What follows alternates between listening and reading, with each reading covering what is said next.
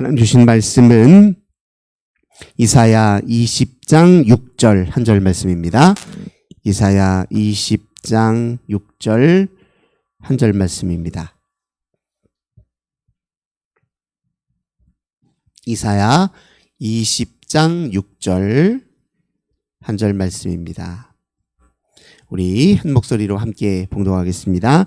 그날에 이 해변 주민이 말하기를 우리가 믿던 나라 곧 우리가 아수르 왕에게서 벗어나기를 바라고 달려가서 도움을 구하던 나라가 이같이 되었은즉 우리가 어찌 능히 피하리오 하리라. 아멘. 오늘도 우리 하나님과 함께 이 복된 날 시작하시는 우리 모든 성도님들, 하나님께서 하늘의 크신 은혜와 평화 가득 부어주시길 주님의 이름으로 간절히 기원합니다. 오늘 본문의 말씀 통해서 우리가 믿던 나라들, 이런 제목으로 함께 은혜 나누도록 하겠습니다. 이스라엘이 거주하고 있었던 이 가나안 땅은 예전부터 큰 나라들이 탐냈던 곳이에요. 북쪽에 있는 제국들 또 남쪽에 있는 제국들이 모두 자기 세력을 확장할 때 이제 반드시 거쳐야 하는 길목이 어디냐면 이 가나안 땅입니다. 이제 우리나라도 반도 국가잖아요. 그래서 위로 러시아가 있고 또 우리의 서편으로는 중국이 있고 또 동편에는 일본이 있었잖아요. 그래서 이 반도의 국가라고 하는 건 큰 나라들이 이 대륙을 점령하기 위해서 반드시 거쳐가야 하는 일종 거점 기지 같은 곳이었습니다. 그래서 외적의 침입이 일찍부터 많았다는 건 우리가 이제 역사를 통해서 잘 알고 있는데요. 이스라엘도 끊임없이 이 전쟁의 위협에 노출되어 있습니다. 시작부터 그랬어요. 우리가 잘 알고 있는 것처럼 이스라엘이 초기 왕정기를 형성할 때 가장 큰 위협이 되었던 세력이 어디입니까? 지중해 연안에 있었던 블레셋이라고 하는 민족이에요. 이 민족들과의 잦은 다툼 속에서 이스라엘 백성들이 우리도 왕을 주십시오, 그렇게 요구를 했던 것입니다. 왕이 있어야 상비군 제도가 있고 늘 상주하는 군인, 체계적인 군사 훈련을 받고 또 군사력 자체의 확장을 위해서 이렇게 힘쓸 수 있는 왕정 제도가 있어야 된다라고 끊임없이 요구해서 결국 하나님이 그걸 허락하셔서 첫 번째로 세워진 왕이 사울 왕이었고 또 그 뒤를 이어 다윗 왕이 세워지지 않았습니까? 사울 왕 때만 하더라도 블레셋과 늘 전투에서 밀렸습니다. 근데 다윗이 왕위에 이제 오른 이후에 통일 왕정을 구축한 이후에 블레셋 세력을 지중해 연안 바깥쪽으로 더 그 세력을 꽉 붙잡아 메웠습니다. 그제서야 잠깐 이스라엘에게 평화가 있었던 것이죠. 그러나 그 이후에도 북쪽에 있었던 지금의 시리아 위치에 있었던 아람이라는 나라가 끊임없이 북이스라엘을 이렇게 넘보았고요. 그리고 우리가 잘 아는 것처럼 아람보다 이제 더 동쪽에 위치해 있었던 아시리아인들이 세운 이 아수르죠. 성경에 아수르라고 하는 나라가 또 제국을 확장해 갈 때 아람을 넘보고 북이스라엘을 지나서 남유다까지 그 세력을 확장하려고 했습니다. 마찬가지로 남쪽에 있는 애굽도 아수르의 제국의 확장을 막기 위해서 또 북진 정책을 쓰기도 했고요. 나중에 바벨론, 신흥 바벨론 세력들이 아수르를 제압하고 또 이쪽 가나안 지역으로 넘어올 때 애굽은 또 그것을 막기 위해서 아수르와 또 손을 잡고 바벨론을 점령하려고 할 때 역시 또 가나안 지역은 또 지나가는 길목이었단 말이에요. 그러니까 이 가나안 땅이라고 하는 것은 이 제국의 이 야욕에 의해서 늘 위협을 받고 노출되어 있는 상황입니다. 그러니까 이런 상황에서 이스라엘 백성들은 더욱더 하나님을 믿고 의지하고 진정한 왕이시오 만군의 주이신 하나님을 온전히 의지하는 그런 영적 선택을 하나님들 해야 됐으나 그들은 하나님을 망각하고 오히려 큰 나라들의 힘, 군사력을 의지했던 것을 이제 이스라엘의 역사 속에서 여러 차례 우리가 확인을 했습니다. 우선 이제 다윗 왕의 다음 왕만 하더라도 그래요. 솔로몬 왕이 왜 말년에 영적으로 타락했습니까? 사실은 그 주변국들과 외교에 힘쓰느라고 그런 일들이 생겼어요. 솔로몬 왕 때에 주변국들의 공주들과 정략 결혼을 많이 했습니다. 일단 사돈관계를 맺으면 그 나라와 싸울 일은 없잖아요. 그래서 솔로몬의 아내들이 그렇게 많았습니다. 근데 그 아내들은 다 이방의 여인들이죠. 이방의 여인들은 자기 민족이 섬기던 종교, 신을 그대로 결혼해서도 그대로 가지고 옵니다. 결혼했다고 해서 그 신앙을 잃어버린 게 아니에요. 그래서 말년에 솔로몬도 자기 아내들이 섬겼던 이방신, 우상신들을 섬기기 시작하면서 솔로몬의 말년에 얼마나 큰 영적 타락이 있었습니까? 솔로몬이 그렇게 한편으로는 타락한, 한편으로는 지혜의 왕이기도 했지만 한편으로는 그렇게 타락했던 이유는 바로 외교력을 의지했기 때문에 그렇습니다. 하나님의 선하신 통치, 하나님의 선하신 뜻을 의지하는 것이 아니라 외교력을 의지하다가 그런 일이 벌어졌습니다. 솔로몬 다음 때에 그 다음에 들어선 르호보암 왕은 이스라엘 백성들이 솔로몬 통치 기간에 겪었던 고통을 좀 우리가 좀 더 이상 이 고통으로부터 자유롭게 해주십시오. 솔로몬 왕 때 너무너무 우리가 힘들었습니다. 큰 건축 사업 때문에 우리가 노동하느라 힘들었기도 하고 세금이 너무 많아서 힘들었으니 이 고통과 중역으로부터 좀 자유롭게 해주십시오. 요청했으나 이 르호보암 왕이 거절하잖아요. 그래서 그 일로 인해서 나라가 둘로 갈라집니다. 그때도 이제 북이스라엘과 남유다가 갈라지게 되니까 이제는 서로 남과 북이 같은 하나의 믿음의 공동체였던 본래 하나님께서 부르셨던 이스라엘로 부르셨던 그들이 서로 이렇게 또 대결하는 과정도 있었습니다. 이 과정에 이제 북쪽 이스라엘은 아람과 또 동맹을 맺기도 하고 또 한편으로는 유다와 잘 교류하기도 하지만 이 모든 끊임없는 전쟁의 과정에서 그 주변의 큰 나라들을 의지한 일들이 쉬지 않고 계속 일어났습니다. 우리가 북이스라엘을 이 멸망하는 과정도 잘 보면요. 어떤 일이 있었냐면 당시에 이제 아수르라고 하는 큰 나라가 이제 이 가나안 땅을 향해서 점점 확장하고 있을 때 그때 누가 딱 가로막고 있었냐면 아람이라는 나라가 가로막고 있었어요. 다메섹이라고 하는 곳은 이제 수도로 삼은 나라입니다. 지금의 시리아 지역이에요. 근데 이제 이 아람이 이 아수르를 막기 위해서 북쪽 이스라엘과 이제 동맹을 서로 맺습니다. 둘이 동맹을 맺어서 남쪽 유다에게도 우리와 함께 협력해서 저 아수르 제국과 좀 우리가 대결해서 저들을 좀 제압합시다.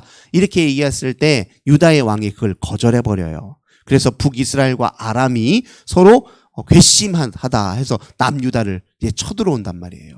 그때 남유다의 왕은 오히려 아수르 제국과 손을 잡아요. 아니 북이스라엘과 아람이 지금 우리를 쳐들어오려고 하는데 아수르 당신 큰 나라 이제 지금 힘을 더 확장해가고 있는 그 나라가 그 아수르가 우리를 좀 도와줬으면 좋겠습니다 하고 아수르하고 손을 잡는 바람에 쉽게 아람이 정복되었고 북쪽 이스라엘마저도 결국 주전 721년에 아수르 제국에게 멸망하고 마는 것입니다.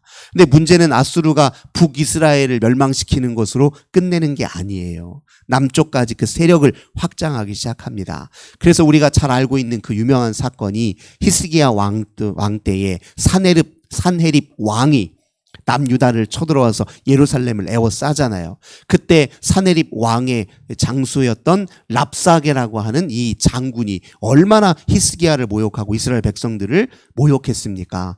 너희 여호와 하나님 믿는데 잘못 생각한 것이다. 우리 아수르 제국의 왕과 우리가 믿는 이 신이 너희들을 용서하지 않을 것이고 너희들을 한 번에 쓸어버릴 수 있으니 너희들 그 히스기야 왕의 그 말 듣지 말고 다 속임수고 다 가짜니까 그 말에 현혹돼서 괜히 목숨만 잃지 말고 하면서 얼마나 큰 모욕을 했습니까? 그래서 첫 번째 아수르가 처음 이렇게 침공했을 때는요, 히스기야 왕도 1차 침공 때는 아수르 왕에 가서 굴종했습니다. 머리를 조아렸어요. 우리가 주군으로 모실 테니까 우리 좀 이렇게 안전하게 지켜달라 하면서 1차 침공 때는 그렇게 했다고요. 그래서 이 성전에 있는 이 보화들, 아수르 왕이 뭘 요구했냐면 은 300달란트, 금 달란트 3달란트 막 이렇게 큰 돈을 요구해 가지고 그걸 주면서 아수르를 주군으로 모시는 일까지 겪었단 말이에요.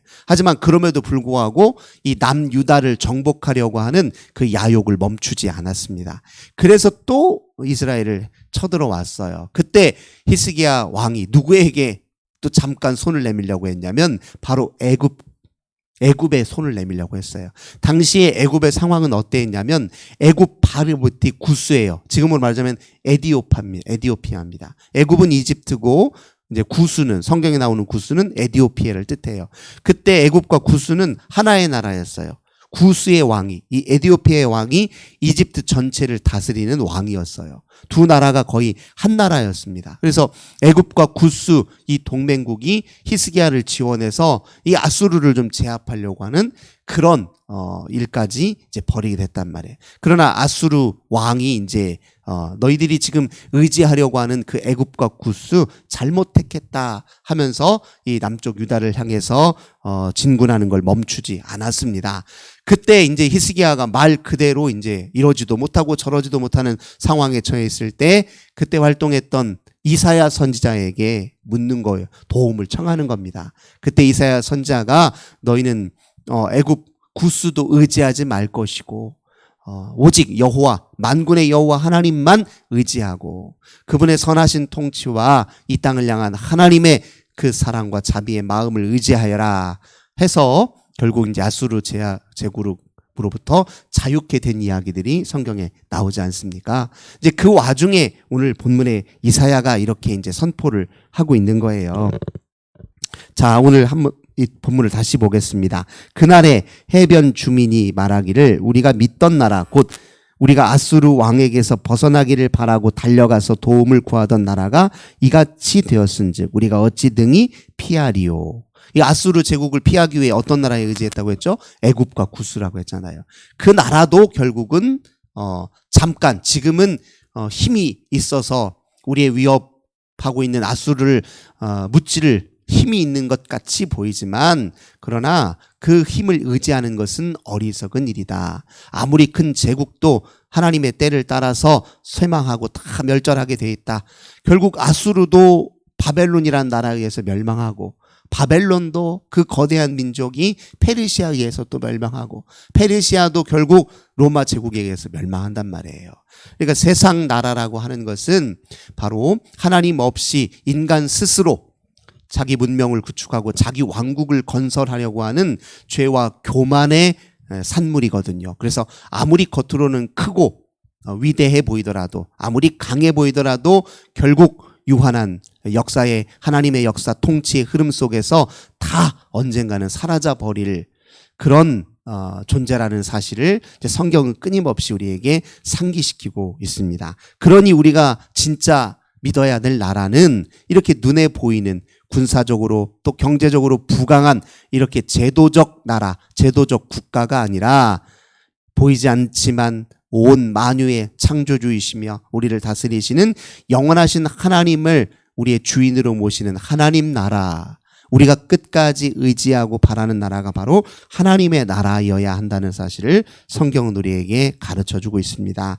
제가 어제도 강조하고 말씀드렸지만 이 세상의 나라가 아니라 하나님의 나라를 의지한다는 것은 눈에 보이는 이 가시적 제도가 아니라 눈에 보이지 않는 하나님의 법죠. 하나님의 법도 의, 하나님의 정의, 공의에 의지하여 삶을 산다는 것을 의미합니다. 하나님이 결국 이 땅을 통치하시고 반드시 하나님의 나라를 완성해 가실 것입니다. 우리는 그 나라의 완성을 위해서 오늘 부름받고 힘쓰는 사람들이에요. 그 나라는 우선 내 마음으로부터 시작됩니다. 나의 개인적 삶에서부터 그 나라가 시작돼요. 내가 내 삶을 하나님께 드리고 하나님과 동행하기를 기뻐함으로 나에게서 먼저 하나님 나라가 이루어지고 또 나의 선한 의도와 마음과 사랑의 마음으로 함께 관계 맺는 우리의 관계 속에서 그 나라가 이루어지고 무엇보다도 우리 예수 그리스도에 의해서 만들어진 이 교회 공동체를 통해 그 나라가 이루어집니다. 교회 공동체는 하나님 나라 전초 기지예요. 그래서 이 나라, 이 교회라고 하는 것은 아주 특별한 의미를 갖습니다. 이 세상에 보이는 나라가 아니라 보이지 않는 하나님의 나라를 보여주고 또 드러내기 위한 가장 중요한 이 하나님께서 허락하신 이 공동체가 바로 교회 공동체입니다. 교회가 교회다움을 유지하는 것은 하나님 나라 완성을 위해서 반드시 필요한 일입니다. 오늘 우리 함께 교회를 이루며 이 공동체에서 신앙생활을 한다는 것이 얼마나 값지고 귀한 일인지 마침내 이루어질 하나님 나라 완성을 위해서 얼마나 중요한 우리가 사명을 부여받았는지를 잊지 말아야 될 것입니다. 오늘도 우리가 주님 나라의 백성으로 부르심을 받았음을 먼저 기억하셔서 하나님과 함께 오늘을 승리하시고 우리 주님과 함께 이 땅의 평화와 또 새로운 하나님 만물을 새롭게 하신 하나님의 구원의 사역에 우리도 함께 참여하는 저 우리 모든 성도님들 되시기를 주님의 이름으로 간절히 기원합니다. 좋으신 주님 감사드립니다. 끊임없이 침략하고 있는 위협 세력들 앞에서 이스라엘은 한때 제국의 힘을 의지하였으나 그러나 그것이 얼마나 어리석은 일임을 예언자를 통해서 말씀해 주셨습니다. 우리는 만유의 주인이시요 만군의 주이신 여호와 하나님을 먼저 의지하고 하나님의 통치를 인정하며 순복하며 살아야 하는 사람들임을 다시 한번 마음에 새깁니다. 우리가 주의 나라의 시민이요 하나님 나라의 백성 공동체요 또 교회의 머리 대신 우리 주님의 한 지체임을 기억하여서 오늘 하루의 삶도 주님께 영광 돌리고 주의 의로우심을 드러내는 아름다운 삶 살도록 우리와 동행하시고 함께하여 주옵소서. 주 예수님의 이름으로 간절히 기도드립니다. 아멘. 오늘도 우리 환우들을 위해서 가정의 자녀들을 위해서 교회와 또 나라를 위해서 또 우리 오늘 이렇게 박예순 전도사님 발인 예식을 할 텐데요. 우리 유가족을 위해서 함께 기도해 주시기를 부탁드립니다. 좋으신 주님 감사드립니다. 오늘도 저희들 하나님 앞에 먼저 기도하며 이 복된 날 시작합니다. 우리 인생의 주인 되신 주님께 우리의 삶을 맡겨드립니다. 오직 우리 하나님과 함께 오늘을 승리하기 원합니다. 저희들 마음이 늘 주님께 깨어있기 원합니다. 연약한 저희들을 붙드시고 친히 인도하소서.